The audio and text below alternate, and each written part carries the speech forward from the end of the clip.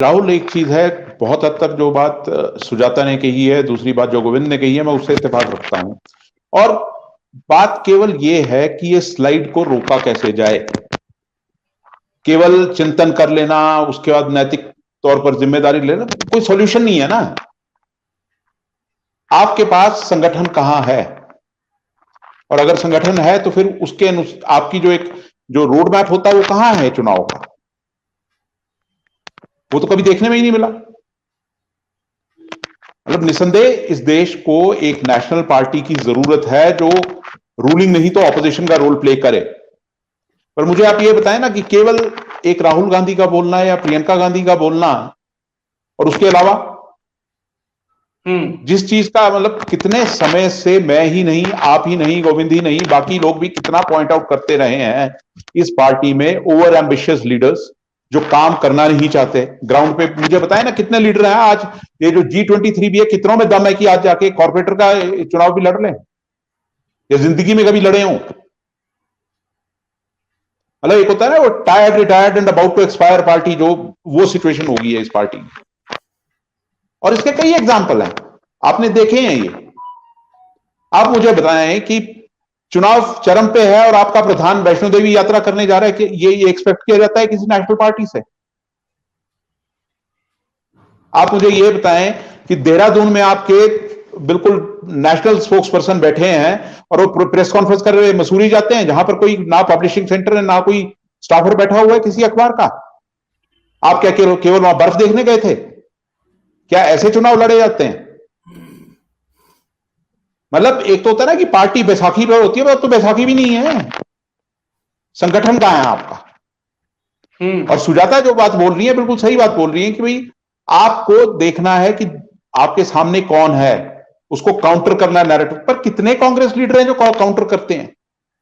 मैं और आप कितनी बार हम देखते हैं कि जब तक इस पार्टी का एक रिस्पॉन्स आता है किसी चीज के लिए, बात कहीं के कहीं पहुंच चुकी होती है। तो स्लाइड तो होना ही था।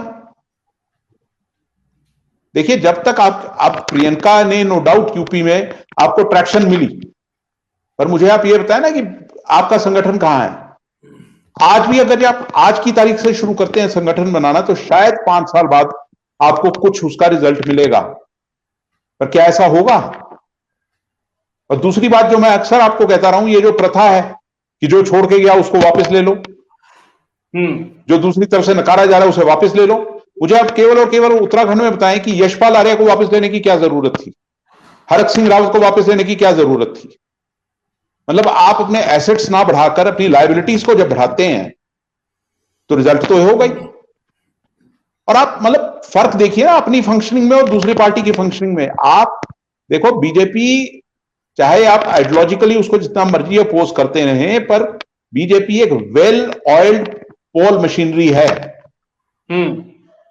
आप देखिए, यूपी का चुनाव के रिजल्ट अभी आए भी नहीं थे, गुजरात का रोड शो की अनाउंसमेंट होगी और अगले दिन जोर शोर से रोड शो कर दिया गया। पोस्टरिंग, परसेप्शन, दो ही तो चीजें होती है पॉलिटिक्स में। मैं आपको खुद का एग्जांपल देता हूं कि अभी रिजल्ट आ रहे थे और मुझे यहां फोन आने लग गए लोगों के कि भाई हम लोग सर्वे कर रहे हैं, बीजेपी के लिए कर रहे हैं, आपकी सरकार को मालूम नहीं है हिमाचल में कि हम हिमाचल में सर्वे कर रहे हैं, पर हमसे पार्टी सर्वे करवा रही है। अभी कांग्रेस में क्या होगा? अभी विलाप होगा, चिंतन, काय का चिंतन, कितनी बार चिंतन होगा ये, और उस चिंतन से निकलेगा क्या? रेजोल्यूशन पास होंगे। मतलब वो दौर चला गया। आप वो 70 और 80 के दशक में नहीं है जहां पर आपको बाय डिफॉल्ट वोट्स मिलते थे।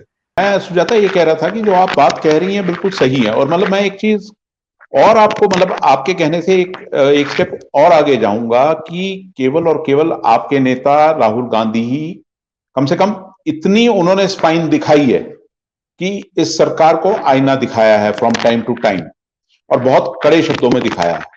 पर मुझे जहां तक लगता है ना कि जो देखिए सॉल्यूशन तो आपने देखने हैं। अब जिस तरह आइडियोलॉजी की आपने बात की कि सही बात है कि उस आइडियोलॉजी को आपको काउंटर करना है, पर काउंटर करने के लिए मुझे जहां तक लगता है कि देखिए आपके जो शीर्ष नेता है वो क्लियर है, पार्टी क्या चाहती है, क्या आइडियोलॉजी है, या आप लोग कुछ लीडर्स हैं जो क्लियर हैं इस चीज में। पर जो आपका फुट सोल्जर जो मिसिंग है, उस तक इस आइडियोलॉजी को लेकर जाना और उस आइडियोलॉजी के थ्रू जो दूसरी आइडियोलॉजी है जिसे आज आप अपना मतलब दुश्मन की कैटेगरी दे रहे हैं, उसको काउंटर करें, वो कैसे हो पाएगा? क्लैरिटी नीचे तक नहीं है ना। और देखिए, जब भी कोई पार्टी इस स्थिति में पहुंचती है जिसमें आज कांग्रेस पहुंच चुकी है, तो आप यूथ को कैसे अट्रैक्ट करेंगे? अब ये देखिए ना, जब तक आपके पास यूथ या काडर नहीं आएगा, वो कैसे होगा? यूथ कैसे अट्रैक्ट करेंगे आप? अब मेरा सीधा सीधा सवाल, या मैं सीधी जो मेरी ऑब्जर्वेशन है कि कांग्रेस के पास एक समय पे बहुत जबरदस्त फ्रंटल ऑर्गेनाइजेशंस थे, चाहे वो सेवा दल था, चाहे आपका महिला विंग था, चाहे वो यूथ विंग था, आपका एनएसयूएल था, यूथ कांग्रेस था। आज कहीं भी कुछ नहीं नजर आ रहा है। देखिए, आप ये तो मानकर चलिए कि जो बीजेपी का रोड मैप है, चाहे वो जो भी उनका सिस्टम रहा है, अब गुजरात जैसे स्टेट में जब आप कॉलेजेस में इलेक्शन ही खत्म कर देंगे तो ऑब्वियसली यूथ आएगा ही नहीं पॉलिटिक्स की तरफ, या जो इनका मॉडल है।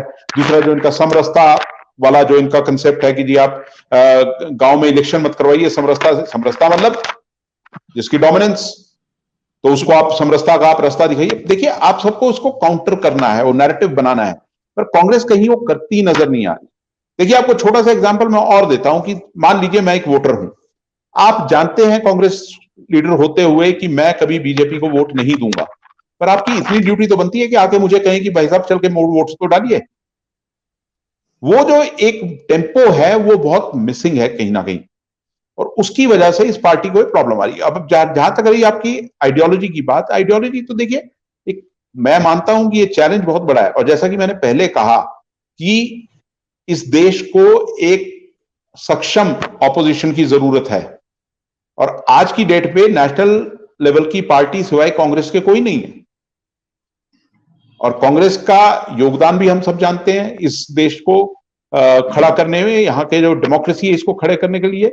आफ्टर ऑल, नेहरू जैसा स्टेट्समैन इसी पार्टी ने दिया, इंदिरा जैसी लीडर इसी पार्टी ने दी। आप देखिए ना, और आपने जो बात कही वो बिल्कुल सही बात आपने कही थी कि आपकी बात से मैं इत्तेफाक रखता हूं। आज तक मनमोहन सिंह कभी अपने माताजी को मिलने गए तो कभी कैमरा की टीम लेकर नहीं गए। मैं तो सीधा सवाल, कल मुझे किसी ने फोटो में भेजी थी मोदी साहब की, अपनी माता से मिलने गए हैं, अपनी माताजी को मिल रहे हैं, तो मेरा एक ही सवाल था कि बिना कैमरे के कभी मिलने गए क्या, जब से चुनाव जीत के आए हैं? पर इस नैरेटिव को मेरा ये कहना है कि काउंटर करने के लिए आपको एक जो फुट सोल्जर चाहिए, वो फुट सोल्जर कहीं नजर नहीं आ रहा।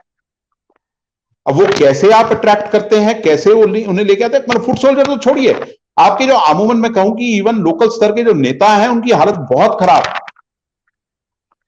मैंने तो आपको एक एग्जांपल दिया अभी कि आप प्रेस कॉन्फ्रेंस देहरादून ना करके मसूरी में कर रहे हैं, क्या मतलब चुनाव ऐसे लड़े जाते हैं क्या?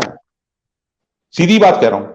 मैं पंजाब का एग्जांपल आपको दूसरा देता हूं कि एक मतलब आके कोई लीडर ये बोले कि मुझे यहां ठाकुर समुदाय को एड्रेस करना, मतलब आपको पंजाब की डेमोक्रेसी से, आपका डेमोग्राफी से आपका कोई सिर पैर का वास्ता भी है?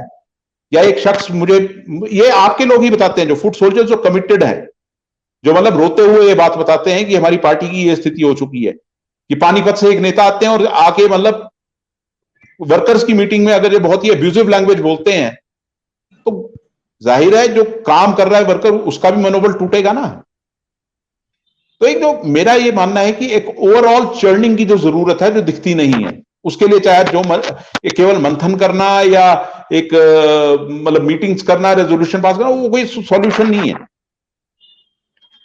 अब यूपी को लेके मैं शुरू से ये कह रहा हूं कि अब जो प्रियंका गांधी लखीमपुर खीरी के बाद जो टेम्पो बनाया उन्होंने, मेरा ये कहना था कि पिछली चुनाव भी तो हारी थी कांग्रेस वहां पर, तब से संगठन खड़े करने के लिए क्या किया गया वहां? और आप हमसे जुड़े रहने के लिए सब्सक्राइब करें YouTube पर, फॉलो करें Twitter पर और लाइक करें Facebook पर। और ज्यादा जानकारी के लिए आपको टाइप करना होगा सिर्फ न्यूज नशा।